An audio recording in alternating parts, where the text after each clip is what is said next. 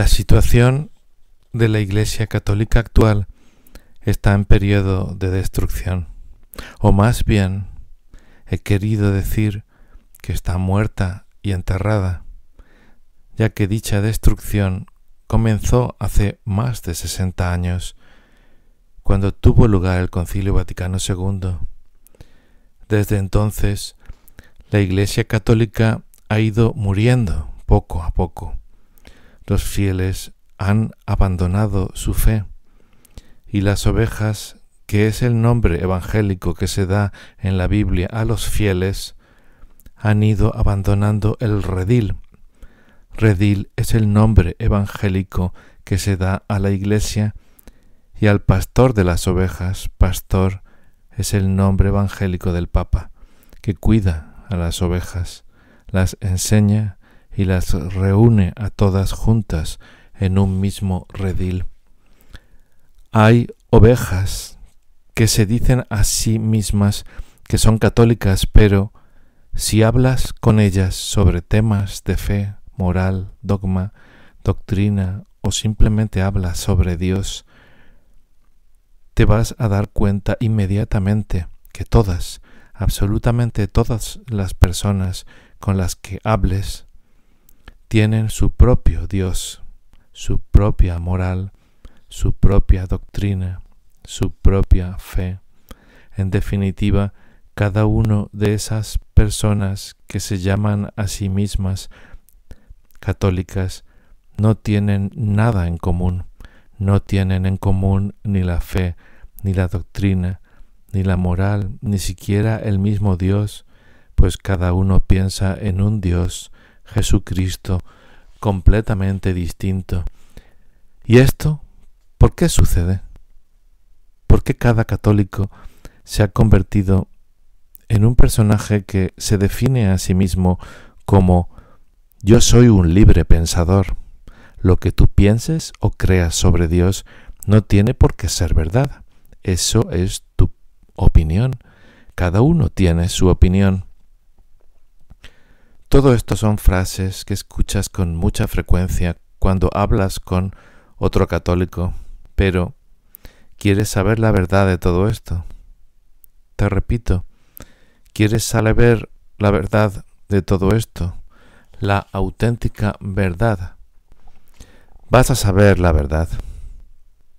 Todo esto no ocurría ni sucedía, no pasaba nunca, nunca existió ni sucedió antes del Concilio Vaticano II.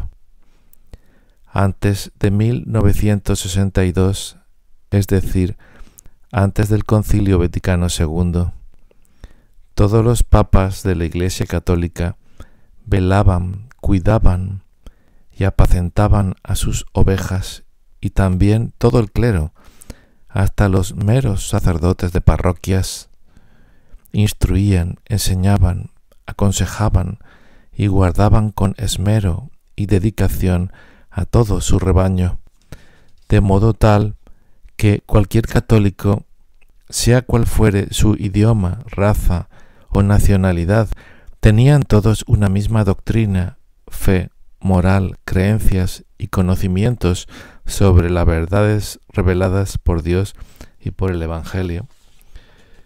Había una uniformidad, todo católico pensaba igual y nunca pensaba o decidía a su libre antojo, porque todos tenían un clero, un papa que les cuidaba y mimaba con esmero y dedicación.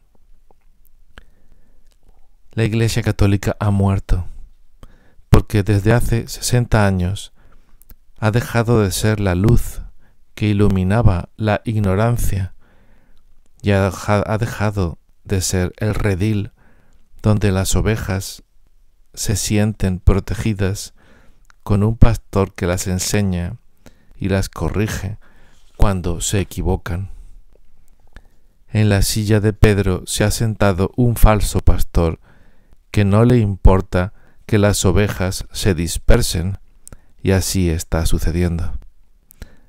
Pero no es solo un falso pastor, sino un hereje, que ha negado repetidamente muchas verdades de la fe y del Evangelio, cayendo por dicha causa en excomunión inmediata, dejando por tanto de ser un papa, por estar excomulgado según los cánones y las mismas leyes canónicas de la Iglesia.